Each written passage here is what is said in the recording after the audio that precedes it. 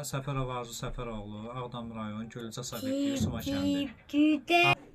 36 yaşım var. Hal-hazırda Mingəçevir şəhər turist bazasında məcburi köçkün kimi məskunlaşmışam.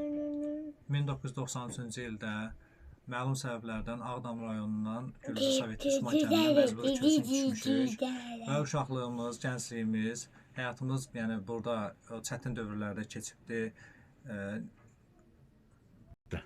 33 ildir çox çətin, əzab-əziyyətli dövrlər keçmişik bu qaçqınçılıq dövründə. Allah ulu öndərimizə rəhmət eləsin. Onun dövründə biz həqiqətən onun qayğısını görmüşük. Ali baş komandanımıza Allah can sağlığı versin. Onun hər zaman siyasətinin yanındayıq, davamçıyıq, dövlətimizin yanındayıq. Burada müraciətim ölkə başçısı cənab İlham Əliyevədir. Bildirmək istəyirəm ki, mənim öhdəliyimdə ikinci qrup ömürlük əlil övladım var. Autizm kandil sindromudur. Mənim övladımın reabilitasiyası dövlət tərəfindən Mingəçevir şəhərində Uşaq və Ailə Dəstək Mərkəzində təmənnasız olaraq yerinə yetirilir. Övladımın dərman təminatı, təhsil təminatı dövlətimiz tərəfindən təmin olunur. Mənim müraciətim bundan ibarətdir ki, bizi Mingəçevir şəhər turist bazasından köçürürlər. Mən xahiş edirəm ölkə başçımızdan bu məsələlə bağlı öz diqqətində saxlasın. Mənim övladımın təhsildən yayınmamasına diqqət yetirilsin. Bildirmək istəyirəm ki, övladım Səfər Xandan Arzu qızı autizm kandil sindromudur. O 6 yaşındadır. Bilənlər bilir ki, autizm xəstəliyi, çətin bir xəstəlikdir. Bununla başa gəlmək, bunu həyata qaytarmaq, reabilitasiya etmək ağır bir prosesdir. Bununla bağlı xahiş edirəm ki, mənim övladım təhsildən yayınmasın. Köç zamanı heç olmasa məni, ailəmi Mingəçevir şəhərində yaşayış üçün təmin edəsiniz. Çünki övladımın təhsildən yayınmasına şərait yaradılmasın.